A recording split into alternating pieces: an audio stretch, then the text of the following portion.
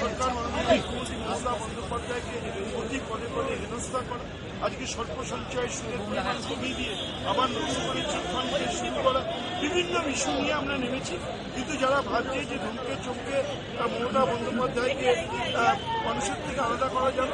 যাবে না, মমতা বন্দ্যোপাধ্যায় শুধু বাংলায় না ভারতবর্ষ জুড়ে মানুষের কথা বলবে, মানুষের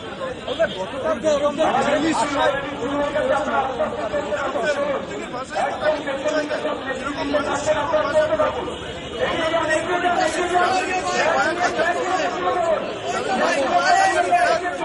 যাদের জমি নিয়ে এত দুর্নীতি রয়েছে এই জন্য